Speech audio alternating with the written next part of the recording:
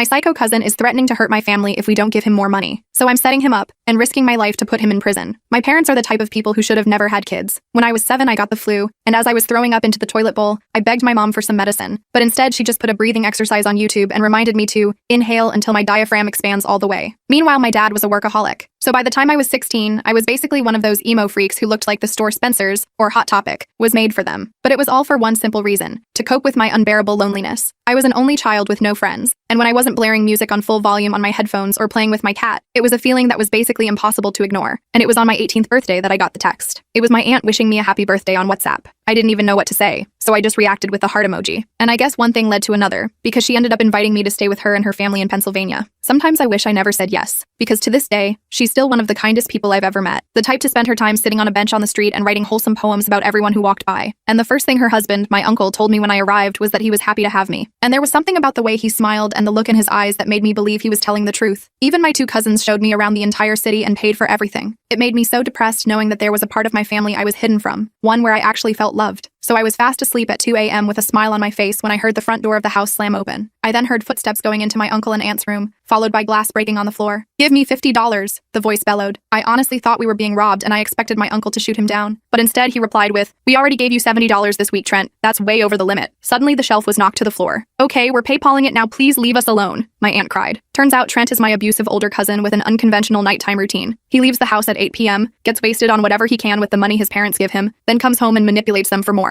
At the time I didn't really care, because it was still 1,000 times better than the home I grew up in. Plus, my other cousins, Samuel and Daisy, swore he'd never hurt me. But the more I found out, the more scared I became. Apparently he was schizophrenic, and had threatened the entire family multiple times, and I was pretty much able to ignore it, until one day when I was on a late-night walk with my uncle. He was lifting his arms up to stretch when I saw the bruises on his stomach area. My eyes widened. Well, my uncle was always pretty open about stuff, so he told me straight away. Trent did it. His tone was sad, like it was just another daily occurrence rather than straight-up abuse. It was after I told him he was 30 and he'd been living the same shitty life for 10 years, that he couldn't keep living off us and had to get a job. I buried my face in my hands, but that's when he whipped out his big black iPhone. On it were dozens of texts from Trent. "You'll die alone and unloved. You don't care about anyone but yourself, you worthless piece of shit. Just watch, I'm going to make your life so bad you'll kill yourself. And for his grand finale, I'll shatter your kneecaps so hard you'll never walk right again." My jaw literally dropped. All these messages were back to back. And worst of all, it was all because my uncle refused to send him $5 for more alcohol. Over the next few days, I found out he'd been hitting my aunt, his literal mother, and threatened my cousins too. But one day my uncle said something that changed everything. Yeah, since it's always at home, he's never a public threat, so the police don't care. It was like a light bulb moment. So that same exact day, I asked Trent to go on a walk with me. He agreed, because I told him I agreed to buy him some of the devil's lettuce. And halfway through the walk, when we were on the busiest street in Pennsylvania, I said it. "Dude, you're low-key an effing joke. Like you're 30 and live off your parents. I'm 20 and I make more money than you, LMAO. I then laughed in his face. "All you do is let yourself be an addicted man baby while you cry about how it's mommy and daddy's fault." Suddenly, I was interrupted by him pushing me down to the floor. He kicked me so hard I was coughing up red. I could practically feel my windpipe being destroyed. But within just 2 minutes, cop cars showed up and he was arrested. You see, I knew if I got him to beat me up, a harmless 20-year-old girl, then law enforcement would be forced to step in. But what I didn't anticipate was the jails being overcrowded, and him being let out on good behavior after just 2 weeks in a cell. Because for the entirety of his stay, there was just one thing on his mind: getting revenge on me. The prosecutor had warned us about this, explaining that Trent had made his intentions clear to his cellmate, who had subsequently reported the threats to prison authorities. "He blames you entirely," she explained, her voice grave over the speakerphone as we all huddled around the kitchen table. "He doesn't see his actions as wrong. In his mind, you tricked and betrayed him, and he feels justified in seeking retribution." Trent was arrested again, but this time I wasn't celebrating. The image of his face as they put him in the police car haunted me. Pure hatred directed straight at me, his eyes promising retribution. I knew this wasn't over. The second arrest came after he violated the emergency protective order that had been put in place, showing up at the coffee shop where I worked part-time. He hadn't approached me, just sat in a corner booth for hours, staring, his presence a silent threat that had me shaking so badly, I dropped 3 cups and eventually had to be sent home early. The police picked him up outside the shop, but the damage was done. He had found me, had shown me that nowhere was truly safe. The judge granted a restraining order for everyone in the family. Trent wasn't allowed within 500 feet of our home or any of us. No jail time, but he was ordered to undergo psychiatric evaluation and wear an ankle monitor that would alert authorities if he came near our house or any of our workplaces. It felt like a hollow victory, a paper shield against a real threat. The courtroom was cold and formal, the judge's voice echoing slightly as she read out the terms of the order. Trent stood with his attorney, his posture stiff, eyes fixed on me with such intensity that I had to look away, my skin crawling under his gaze. "At least he can't come near us now," my aunt said, squeezing my hand across the kitchen table, her fingers trembling slightly. The dark circles under her eyes had only gotten deeper, her once bright smile now strained. We were having tea, the steam rising between us, creating a momentary barrier that seemed to symbolize how fragile our protection really was. Outside, rain pattered against the windows, the gray day matching our subdued mood. I nodded, but the knot in my stomach wouldn't unravel. The restraining order was just a piece of paper. It wouldn't stop someone like Trent, who had already shown he had no respect for boundaries or consequences. I stirred my tea absently, watching the liquid swirl into a tiny whirlpool, thinking about how easily our sense of security could be disrupted, how quickly our lives had been thrown into chaos. 2 days after the hearing, I got a call from my boss at the coffee shop. "We've been reviewing your situation," she said, her voice softer than when she'd fired me after someone, obviously Trent, had created fake social media accounts in my name posting racist content and sent screenshots to my workplace. The firing had been swift and humiliating, my manager calling me into the back office and sliding printouts across the desk without meeting my eyes. I had tried to explain, to defend myself, but the evidence seemed overwhelming. Accounts with my name, my photo, spewing hateful rhetoric that made me sick to my stomach. "Some of your coworkers showed me proof those accounts weren't yours. Your position is still open if you want it." Her voice had a hint of apology now, a recognition of how quickly she had judged and condemned me without proper investigation. My coworkers, people I had barely spoken to beyond work necessities, had apparently gone to bat for me, presenting evidence that the accounts were newly created and couldn't possibly be genuine. I nearly cried with relief, my eyes stinging. "Thank you. I'll be there tomorrow." The weight that lifted from my shoulders was immense, not just the practical concern of income, but the validation that I hadn't been completely abandoned, that there were people willing to stand up for the truth. Things seemed to calm down for about a week. The packages stopped. No more dead flowers or mutilated stuffed animals left on our doorstep. No more fake social media accounts appeared. Uncle even slept through an entire night for the first time in months, not waking up every hour to check the locks. The house began to feel like a home again, rather than a fortress under siege. Daisy started playing her guitar in the evenings, the gentle music filling the living room as we all pretended to read or watch TV,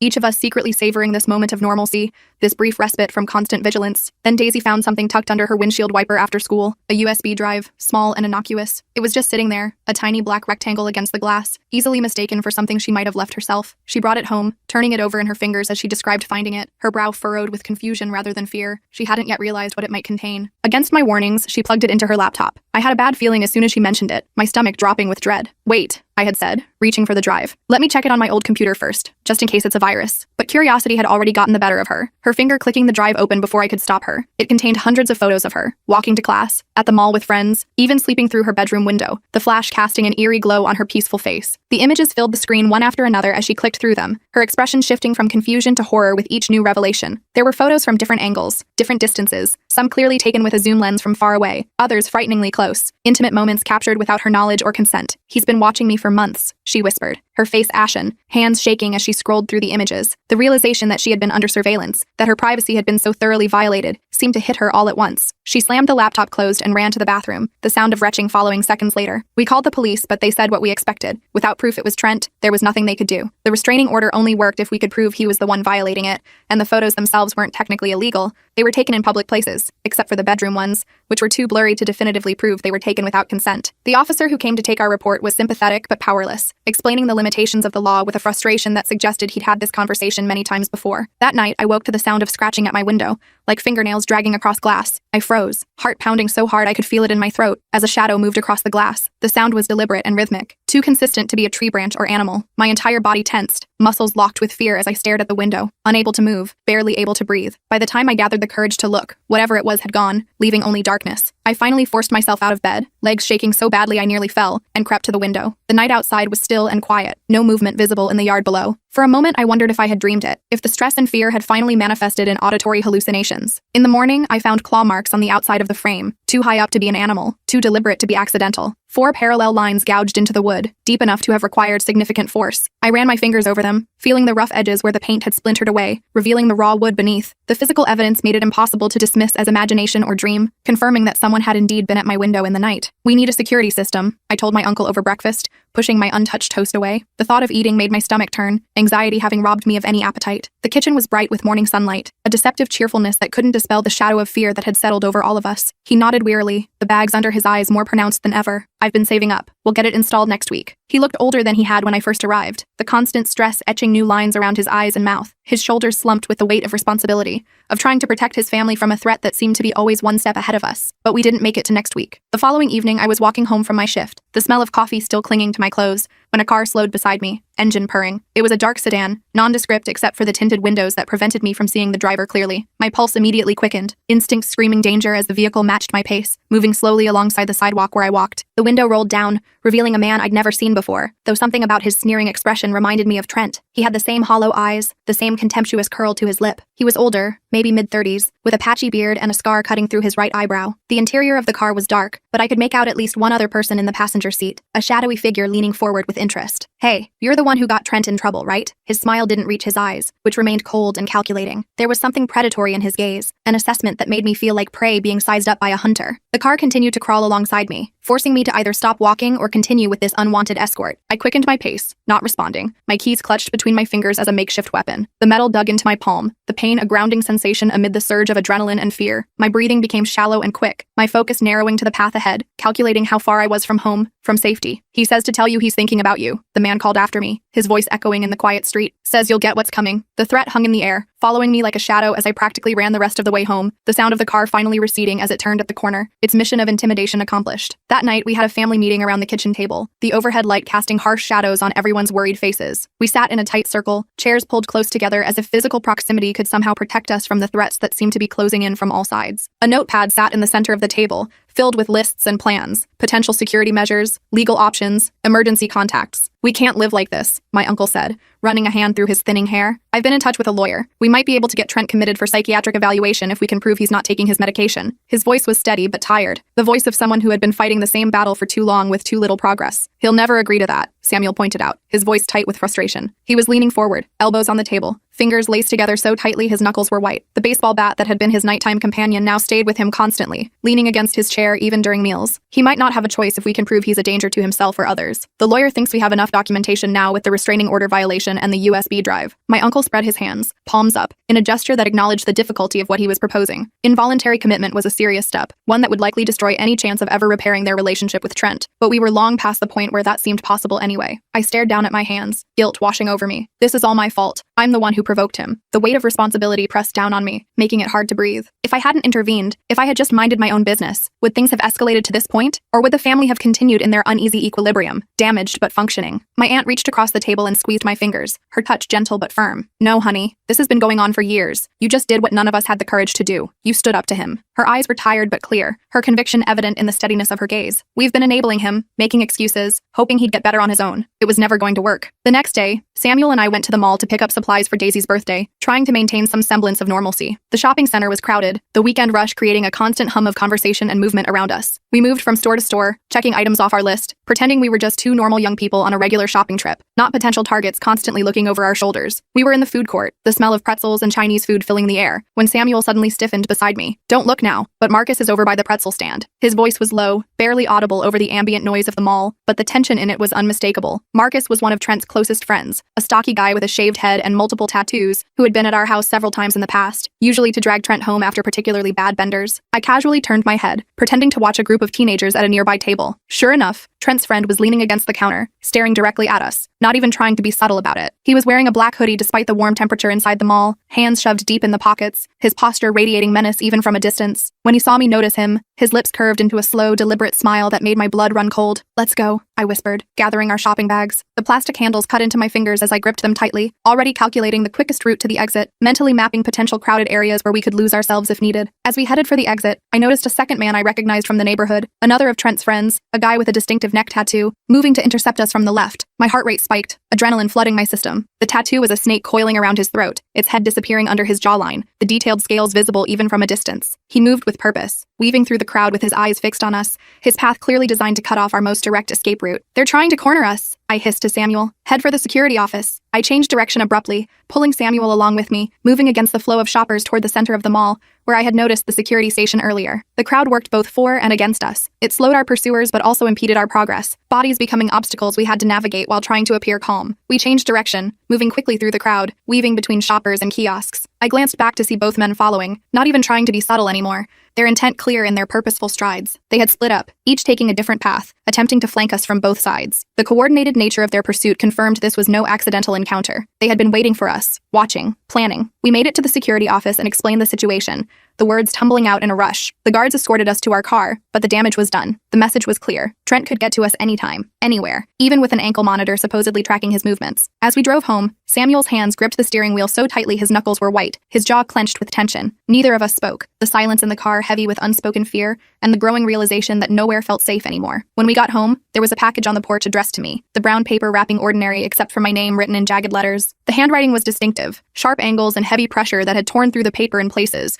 revealing the contents beneath. We approached it cautiously, Samuel using a stick from the yard to prod it first, checking for any signs of movement or ticking. Inside was a doll with its head torn off, stuffing spilling out like entrails. The doll was clearly meant to resemble me. Someone had painted its remaining features to match my hair color and style, even adding tiny replicas of the earrings I wore most often. The attention to detail was disturbing, suggesting a level of obsession and planning that went beyond simple intimidation. Pinned to it was a note in the same jagged handwriting, "Tick-tock." The implied countdown sent a chill through me, goosebumps rising on my arms despite the warm afternoon sun. That night I couldn't sleep. Every creak of the house, every distant car sound had me sitting bolt upright, my heart racing. I had pushed my dresser in front of my door, the heavy wooden furniture providing some illusion of security, though I knew it would only slow an intruder by seconds. The baseball bat Samuel had lent me lay beside me on the bed, my fingers periodically reaching out to touch it, to confirm it was still there, still accessible. Around 3 a.m., I gave up and went downstairs for some water, the hardwood floor cold beneath my bare feet. Each step creaked slightly, the sound seeming impossibly loud in the quiet house. I moved carefully, avoiding the spots I knew made the most noise, one hand trailing along the wall for guidance in the darkness. I nearly screamed when I saw a figure in the kitchen, but it was just my uncle, sitting in the dark, the moonlight casting blue shadows across his face. He was at the table, a glass of what looked like whiskey in front of him, his expression distant and troubled. He didn't seem surprised to see me, as if he had expected someone else would also be unable to find peace and sleep tonight. "Couldn't sleep either?" he asked, his voice rough with exhaustion. The question was unnecessary, rhetorical. None of us were sleeping well anymore, our nights fragmented by anxiety and hypervigilance, our days blurring together in a haze of fatigue. I shook my head, filling a glass from the tap, the water cool against my parched throat. The simple action felt strangely normal, a mundane task in a life that had become anything but ordinary. I sat across from him at the table, the familiar wood grain visible even in the dim light, tracing patterns with my fingertip as I gathered my thoughts. What are we going to do? The question hung between us, heavy with all the fear and uncertainty of our situation. I hadn't meant to ask it aloud, but once the words escaped, I couldn't take them back. Part of me still hoped he would have an answer, some solution I hadn't thought of, some way to restore the safety and peace I had briefly found in this home. He sighed heavily, the sound weighted with months of fear and stress. "The security system gets installed tomorrow, and I've been thinking, maybe we should move. Start fresh somewhere Trent can't find us." He swirled the amber liquid in his glass, watching it catch the moonlight. The idea had clearly been on his mind for some time, not a new thought but one he had been reluctant to voice until now. The thought of running away made my stomach churn, acid rising in my throat. That's exactly what he wants, for us to be scared, to disrupt our lives. The words came out more forcefully than I intended, anger momentarily overriding fear. The idea of Trent winning, of him successfully driving us from our home, was suddenly intolerable. I know, but I have to think about everyone's safety. Daisy's having nightmares. Samuel keeps a knife under his pillow now. He looked up at me, his eyes reflecting the moonlight, filled with a mixture of resignation and determination. Sometimes the bravest thing you can do is walk away from a fight you can't win. The next morning, I woke to frantic barking, high-pitched and desperate. Pepper, the family's golden retriever, was going crazy in the backyard,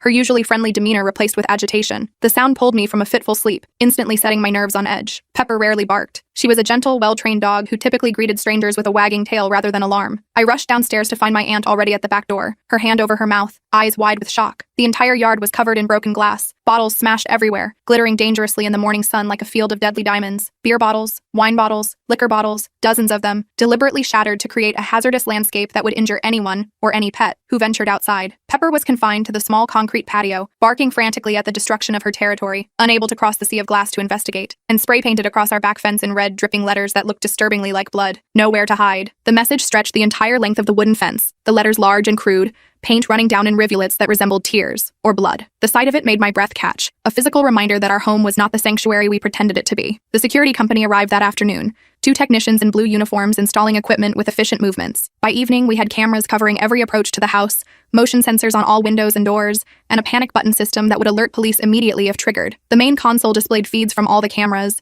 a grid of black and white images showing our property from every angle. The technicians walked us through the system, explaining how to arm and disarm it, how to check the camera feeds remotely from our phones, how to use the panic buttons that now resided in every room. "I feel like we're living in a prison," Daisy said quietly, as we watched the technician finish up, her voice small and defeated. She stood with her arms wrapped around herself, a defensive posture she had adopted more and more frequently in recent weeks. Her normally bright eyes were dull with exhaustion, her creative energy sapped by the constant state of alert we all lived in. I couldn't argue with that, but at least prisoners had guards to protect them. We were our own wardens in this self-made fortress. The security system offered some peace of mind, but it also served as a constant reminder of why we needed it. Every beep when a door opened, every notification of movement detected outside, was a tangible reminder of the threat that loomed over us. That night, I checked all the camera feeds before going to bed, scanning each square on the monitor for any sign of movement. Everything looked clear, just empty sidewalks and still trees. The night was quiet, almost eerily so. as if the world outside had collectively held its breath. The security panel glowed with reassuring green lights, indicating all sensors were active and functioning properly. I double-checked my window locks, then wedged a chair under my doorknob for good measure,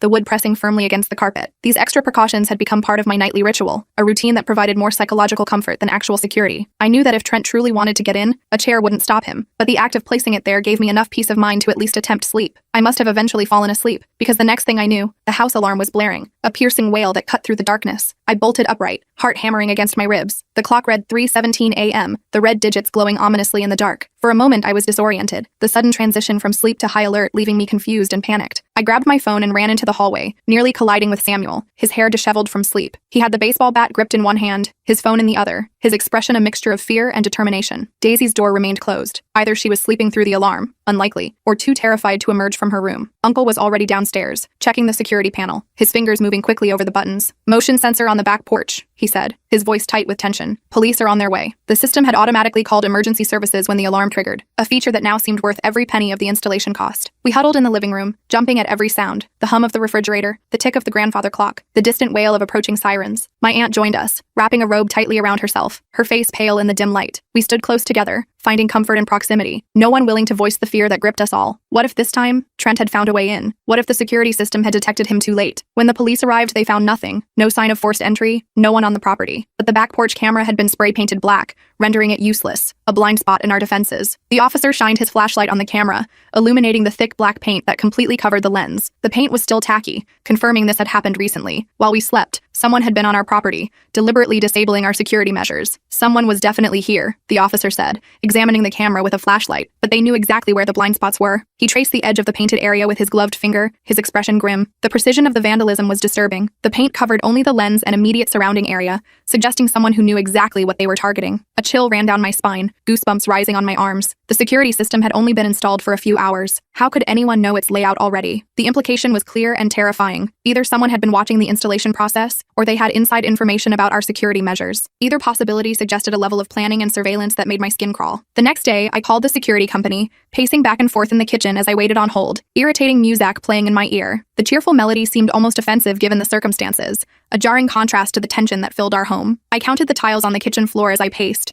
trying to channel my anxiety into something productive, something measurable. "Valley Security, how can I help you?" A cheerful voice finally answered. The woman's professional tone was at odds with the urgency I felt, her script-like greeting suggesting this was just another routine call in her day. I explained the situation, asking if anyone could have accessed information about our system. My voice shook slightly as I described the painted camera, the apparent knowledge of our security layout. The implications were too disturbing to ignore. If someone had information about our system, what else might they know about us? The customer service rep checked their records, keyboard clicking in the background. The sound of her typing seemed to go on forever, each second stretching into an eternity as I waited for information that could confirm or deny my worst fears. "It looks like someone called yesterday afternoon requesting information about your installation," she said, her cheerful tone fading. "They claimed to be the homeowner and asked for details about the camera placement." The admission came reluctantly, her voice dropping as she realized the potential seriousness of the breach. My blood ran cold, a chill spreading through my body. "And you just gave them that information?" The words came out sharper than I intended, anger temporarily overriding fear. The idea that our security had been compromised so easily, so completely, was almost too much to process. "They verified the account with the correct phone number and address," she replied defensively. "It's standard procedure." Her tone suggested this was a reasonable explanation, that following protocol somehow absolved the company of responsibility for what had happened. I hung up, feeling sick. Trent was always one step ahead, playing chess while we were playing checkers. He knew our phone number, our address. Of course he did. He had lived here. And he knew exactly how to manipulate systems, how to sound authoritative and legitimate when it served his purposes. The realization that our attempts at security had been so easily circumvented left me feeling hollow, defeated in a way I hadn't felt since arriving in Pennsylvania. That evening, Daisy received a text from an unknown number, her phone chiming with the notification, "Nice security system. Shame about the basement window." She stared at the screen, her face draining of color, hands trembling so badly she nearly dropped the phone. The message was simple but devastating, proof that Trent not only knew about our security measures, but had identified a weakness we hadn't even considered. We rushed to check, feet pounding down the stairs. The small window in the basement laundry room, the one place we hadn't put a sensor because it was too small for an adult to fit through, had been tampered with. The lock was broken, hanging uselessly from the frame. The window itself was intact, but the damage to the lock was deliberate and recent, the wood around it splintered and fresh. "He's toying with us," Samuel said, his voice shaking with a mixture of fear and anger. "He could have gotten in if he wanted to. He's just letting us know he can." His hands were clenched into fists at his sides, knuckles white with tension. The psychological warfare was perhaps more effective than an actual break-in would have been. Trent was showing us that our safety was an illusion, that he could violate violate our space at any time of his choosing. We added another sensor to the basement window that night, the technician returning with an apologetic expression. He worked quickly, installing not just a sensor, but reinforcing the window with additional locks and a metal security grate. This should hold against pretty much anything short of explosives, he assured us, though his attempt at humor fell flat in the tense atmosphere of the basement. None of us slept, taking shifts to watch the security monitors, jumping at every shadow that moved across the screens. The night stretched endlessly, each hour marked by the changing of the guard, one family member retiring to rest while another took their place before the monitors, eyes scanning constantly for any sign of movement, any indication that our nightmare had returned. The following morning, I had an idea, the plan forming in my mind as I watched a police car drive slowly past our house. Their increased patrols another measure that felt inadequate against Trent's determination. The officers were doing their best, but they couldn't be everywhere at once, couldn't watch our house 24/7. We needed something more definitive, something that would end this once and for all. We need to set a trap, I told my uncle, keeping my voice low even though we were alone in the kitchen. Make him think he's winning, then catch him in the act. The idea had come to me during my pre-dawn watch shift, a strategy born of desperation and too many crime shows, but one that might actually work. Uncle looked skeptical, lines of exhaustion etched deeply around his eyes. How? He leaned against the counter, coffee mug cradled in his hands like a lifeline, the dark circles under his eyes testament to another sleepless night. We make it look like we're leaving, all of us. Make him think the house will be empty. The plan took shape as I spoke, details falling into place with surprising clarity. We pack up, make a big show of loading the car, tell the neighbors we're going away for a while, but we don't actually leave. We hide, wait for him to make his move. We spent the day ostentatiously packing suitcases, loading them into the car where anyone watching could see. We made multiple trips in and out of the house, carrying boxes and bags, speaking loudly about our trip whenever we were outside. Daisy even tearfully hugged her friend who came to say goodbye, the performance convincing enough that the friend also began to cry, promising to water the plants and check the mail while we were gone. Uncle called our neighbor Phil loudly from the front yard, explaining we were going to stay with relatives for a while until things calmed down, his voice carrying in the quiet street. Phil was in on the plan, his concerned nods and questions about when we'd return all part of the show we were putting on for any watching eyes. The performance was as much for Trent's benefit as for any potential informants he might have in the neighborhood. The more people who believed we were leaving, the more likely the information would reach him. That evening we drove away, but only to the end of the block where we parked behind Phil's house, out of sight from the street. We sat in the car for several minutes, engine off, waiting to ensure no one had followed us. The silence was tense, each of us lost in our own thoughts, the weight of what we were attempting pressing down on us all. Then we snuck back through the yards, entering through Phil's back door and crossing through his basement into ours, through a connecting door in the foundation wall that Phil had shown my uncle years ago. The passage was narrow and dusty, clearly unused for years until now, cobwebs brushing against our faces as we moved single file through the dark space, flashlights providing the only illumination. These old houses were built close together, Phil explained as he led us through. During the big flood of '72, folks cut these passages to help each other evacuate if needed. His voice echoed slightly in the confined space, the history lesson a welcome distraction from the anxiety of our current situation. Never thought we'd be using it for something like this though. We settled in to wait, all lights off, monitoring the security cameras from our phones, the blue glow illuminating our tense faces. We positioned ourselves strategically throughout the house, Samuel near the front door, my uncle by the back, Daisy and my aunt in the upstairs hallway, me in the basement near the compromised window. Each of us had a panic button and a direct line to the police, who were waiting nearby, briefed on our plan and ready to respond at a moment's notice. Hours passed. Nothing. The house creaked and settled around us, familiar sounds now seeming ominous. Every tick of the heating system, every rustle of branches against windows, every distant car passing on the street, all became potential threats. Our nerves stretched to breaking point by the constant state of alert. Maybe he's not coming, Daisy whispered around midnight, her voice barely audible through the walkie-talkie we were using to communicate without making noise. The doubt in her voice reflected what we were all beginning to think, that our plan had failed, that Trent had somehow seen through our ruse. Just as the words left her mouth, one of the cameras picked up movement, a figure in dark clothing approaching the back of the house, moving with purpose. The notification appeared simultaneously on all our phones, the silent alert causing my heart to race, adrenaline flooding my system in an instant. This was it, the moment we had been waiting for, the culmination of our plan. My heart pounded as we watched Trent. It was definitely him, his distinctive gait unmistakable. Test the basement window. Finding it now locked and alarmed, he moved to the back door. He worked on the lock for several minutes before the door swung open, the alarm system mysteriously silent. He must have found a way to disable it, perhaps using the same inside information he had used to learn about the camera placement. Uncle's hand hovered over the panic button on his phone, finger poised to press it. Wait, I whispered through the walkie-talkie, gripping my own phone tightly. Let him get all the way in. We needed to catch him in the act. Needed irrefutable evidence of breaking and entering, of violation of the restraining order. A partial entry might give his lawyer room to argue, might result in another technicality that would set him free. We watched as Trent entered the kitchen, his movements confident, not the least bit hesitant. He moved with purpose, heading straight for my bedroom, as if he knew exactly where he was going. From my position in the basement, I could hear his footsteps above me, the floorboards creaking under his weight as he moved through the house that had once been his home. We could hear him rummaging around upstairs, drawers opening and closing, footsteps heavy on the floorboards above us. The sounds were chilling, the methodical search of someone looking for something specific, or perhaps simply violating our space because he could. Through the security app, I could see Daisy and my aunt pressed against the wall in the upstairs hallway, their faces tense as they listened to Trent moving from room to room,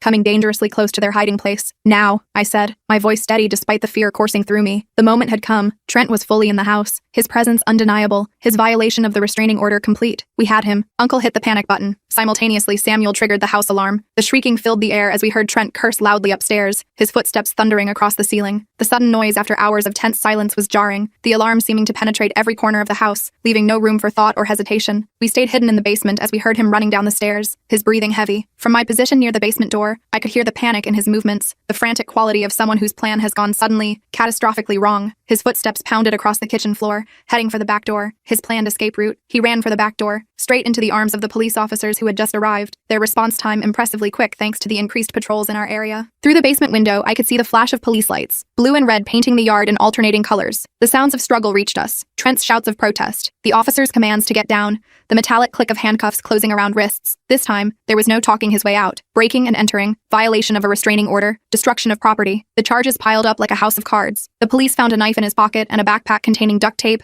rope, and a bottle of chloroform, evidence that made even the most stoic officer's expression harden. The items spoke of intentions far darker than mere harassment or intimidation, suggesting a plan that would have escalated our nightmare to unimaginable levels. He was planning to wait for us to come back, I realized with horror, my voice barely above a whisper, or to take something to use against us later. The implications of the items in his possession were too disturbing to fully process. What might have happened if our plan hadn't worked, if we had actually left as he believed we had? The next few days were a blur of police statements and court appearances, the fluorescent lights of the courthouse harsh and unforgiving. The wooden benches in the courtroom were hard and uncomfortable, but we sat through every minute of the proceedings, determined to see this through to the end. The evidence was overwhelming. The security footage, the restraining order violation, the breaking and entering, the disturbing contents of the backpack. There was no room for technicalities this time, no procedural errors to exploit. Trent was deemed a danger to himself and others and sent to a mandatory inpatient psychiatric facility for evaluation and treatment. The judge's decision was delivered in a firm, unwavering voice that filled the courtroom, leaving no doubt about the seriousness of the situation. Trent stood impassively as the sentence was read, his expression blank, eyes fixed on some middle distance as if he wasn't fully present. His ankle monitor data showed he'd been violating the restraining order for weeks, coming near our house almost nightly, staying just far enough away to avoid triggering the immediate alert,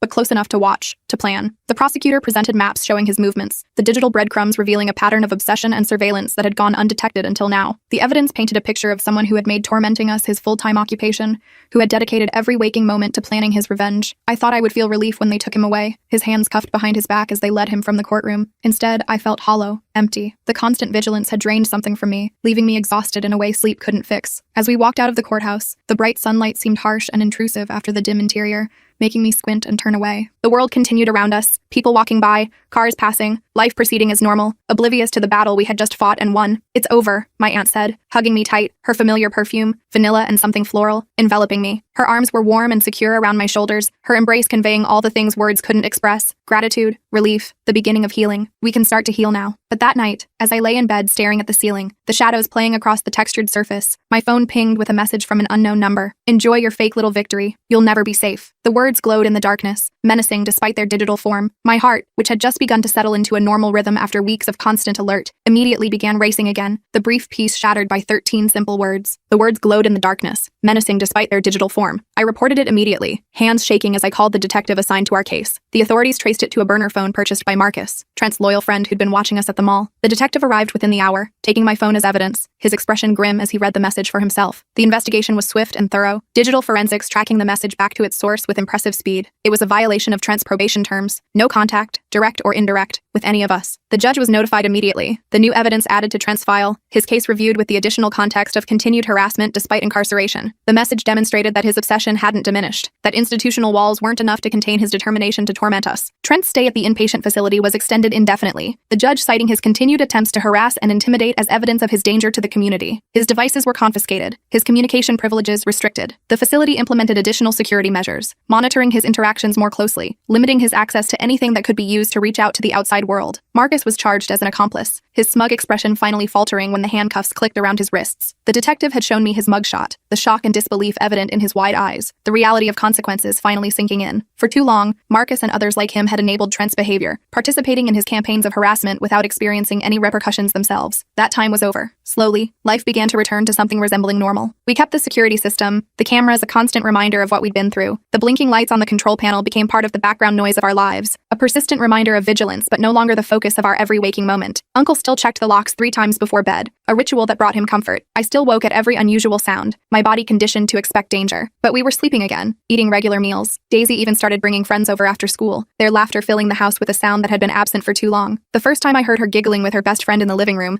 it was like something frozen inside me began to thaw, a tight knot of tension finally beginning to loosen. One evening, about a month after Trent was committed, I sat on the front porch with my aunt, the setting sun painting the sky in shades of orange and pink. She was writing in her poetry notebook, something she hadn't done since this all began, her pen moving across the page with purpose. The scratch of her pen against paper was soothing, a gentle sound that spoke of creativity returning, of life continuing despite the trauma we had endured. "Do you regret coming here?" she asked suddenly, looking up at me, her eyes searching my face. The question caught me off guard, making me pause and truly consider my answer. So much had happened since that first WhatsApp message, so much fear and pain and struggle, but also connection, belonging, purpose. I thought about my lonely childhood, the empty house, the breathing exercises instead of medicine when I was sick and suffering, the silent meals, the absent parents, the crushing isolation that had been my constant companion for 18 years. I remembered the feeling of invisibility, of moving through the world without making an impression, without being truly seen by anyone. I thought about the fear and chaos of the past few months, the sleepless nights and constant anxiety, the security systems and court appearances, the threatening messages and violated spaces, the baseball bat under the bed, the chair against the door, the constant looking over my shoulder. Then I looked at my aunt's kind face, the lines around her eyes crinkling when she smiled, at Uncle grilling in the backyard, laughing at something Samuel said, his shoulders relaxed for the first time in months, at Daisy playing fetch with Pepper on the lawn, the dog's tail wagging furiously as she bounded after the ball. I thought about family dinners where everyone talked at once, movie nights huddled together on the couch, inside jokes that I was now part of, the feeling of belonging that I had never experienced before coming here. "No," I said honestly, the word carrying the weight of everything I'd experienced. "This is our home." And I meant it. This place, these people, had become my home in a way that transcended the physical structure,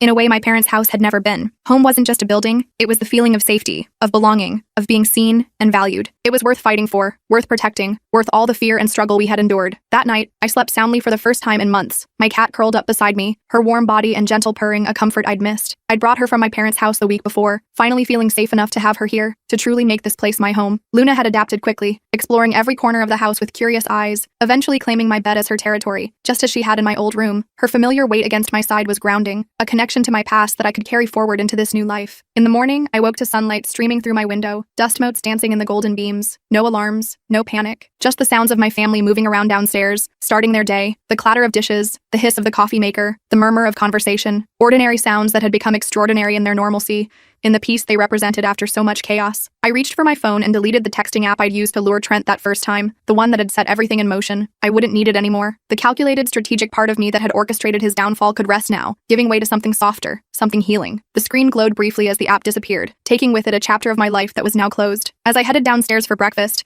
the smell of pancakes and maple syrup guiding me, I realized something. Trent had tried to destroy this family for years. He'd used fear as a weapon, isolation as a tool. In the end, he'd accomplished exactly the opposite. We were closer than ever, stronger, unbreakable in a way we hadn't been before. The trials we had faced together had forged bonds between us that couldn't be severed, creating a family unit that was resilient in ways we never could have been individually. Uncle looked up as I entered the kitchen, sliding a plate of pancakes my way, steam rising from the golden stack. "Sleep well?" His question was simple but loaded with meaning. Sleep had been a luxury denied to us for so long, peaceful rest an elusive dream during the worst of our ordeal. I smiled, accepting the plate, the weight of it solid and real in my hands. Yeah, I really did. And it was true. I had slept deeply and dreamlessly, without the nightmares that had plagued me for weeks. It was a small victory, but a significant one. The first of many steps toward healing, toward reclaiming the life that Trent had tried so hard to destroy.